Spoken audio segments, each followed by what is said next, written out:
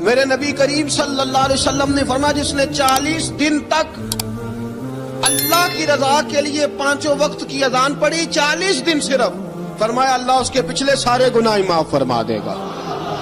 اور فرمایا قیامت کے دن سب سے لمبی گردنیں مؤذنوں کی ہوں گی، اذان دینے والوں کی گردنیں اور قد لمبے ہوں گے۔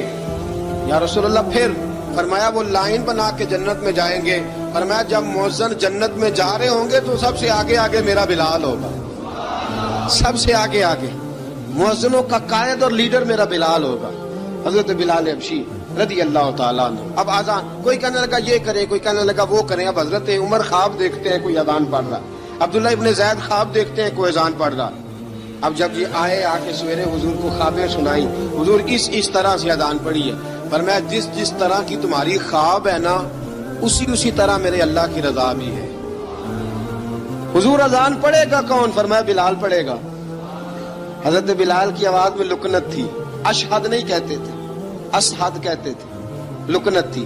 حضور نے فرمایا بلال کا اشہد بھی اللہ اشہد بنا کے قبول فرماتا ہے۔ لوگوں نے کہا حضور بلال اذان پڑھے گا؟ حضور نے فرمایا انشاءاللہ یہی پڑھے گا۔ اب اصحاب صوفہ میں پڑھتے بھی تھے، باقاعدہ علم بھی حاصل کرتے تھے، نبی پاک کے پاس تعلیم حاصل کرتے تھے حضرت بلال حبشی۔ اب حضور نے فرمایا بلال یہ اذان کے لفظ ہیں تو اذان پڑھا کرے گا۔ جناب بلال حبشی کو اذان سکھا دی اور رسول پاک صلی اللہ تعالی وسلم نے فرمایا چڑھ جا مسجد نبوی کے ساتھ مینارے پہ، چڑھ جا ایک کونے پہ اور چڑھ کے اذان پڑھ۔ اب حضرت بلال حبشی رضی اللہ تعالیٰ عنہ نے سب سے پہلی اذان تاریخ میں پڑھی، سب سے پہلی اذان 2 مرتبہ۔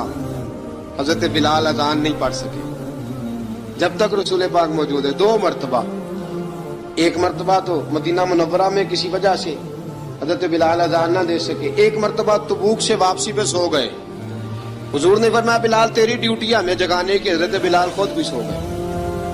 سویرے جب اچھی طرح سے سورج چمکا تو رسول پاک کی آنکھ کھلی، حضرت بلال کو حضور نے آواز دی، جناب بلال چونک کے اٹھے، فرمایا تجھے کہا تھا جگانا ہے؟ یا رسول اللہ ساری رات جاگتا رہا، جب جاگنے کا ٹائم آیا تو سو گیا۔ میں نے کہا میں ذرا کمر سیدھی کر لوں، حضور بس لیٹا ہی ہوں تو آنکھ لگ گئی، ٹیک لگائی ہے بس میں نے، پتھر کے ساتھ آنکھ لگ گئی۔ حضور نے فرمایا چلو پڑھو اذان۔ حضرت بلال نے اذان پڑھی اور سورج چمکتے میں رسول پاک نے نماز ادا فرمائی۔ عزیز دوستو، حضرت بلال حبشی نے ہمیشہ اذان پڑھی، ہمیشہ۔